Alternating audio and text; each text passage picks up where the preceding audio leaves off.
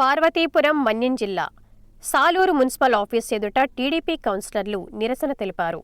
సాలూరులో చెత్త, కాలువల క్లీనింగ్ మరియు వార్డుల్లో బాత్రూం బాగు చేయడం కోసం 36 లక్షల నిధులు స్త్రీ శిశు గిరిజన సంక్షేమ శాఖ మంత్రి గుమ్మిడి సంధ్యారాణి తెచ్చినా ఇంతవరకు ఎటువంటి పనులు చేపట్టలేదని సాలూరు పట్టణంలో ప్రజలు, చిన్నపిల్లలు వైరల్ ఫీవర్ బారిన పడుతున్నారని ఆందోళన వ్యక్తం చేశారు.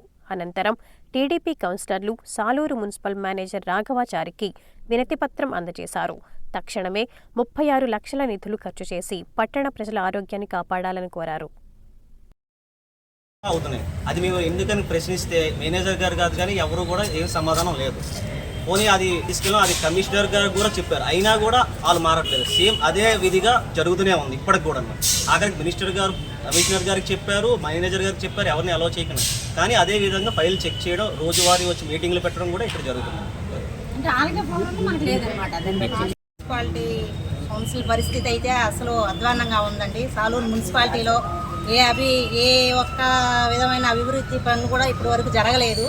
మేము వచ్చి 3 సంవత్సరాలు గడుస్తున్నప్పటికీ కూడా ఏ ఒక్క అభివృద్ధి జరగలేదు. మున్సిపాలిటీ మొత్తం చాలా అధ్వానంగా ఉంది. మున్సిపాలిటీలో మొత్తం చైర్పర్సన్లు కానీ కౌన్సిలర్లు వాళ్ళు గొడవలు ఆడుకొని ఇచ్చేయడమే జరుగుతుంది కానీ ఏ ఒక్క అభివృద్ధి అయితే మాత్రం జరగలేదు. ఇప్పుడైనా సరే టీడీపీ గవర్నమెంట్ వచ్చిన తర్వాత గ్రాంట్లు అయితే వచ్చి ఉన్నాయి. ఇవన్నీ వాడుకొని అభివృద్ధి పదంలో పయనిస్తామని ఆశిస్తున్నాను.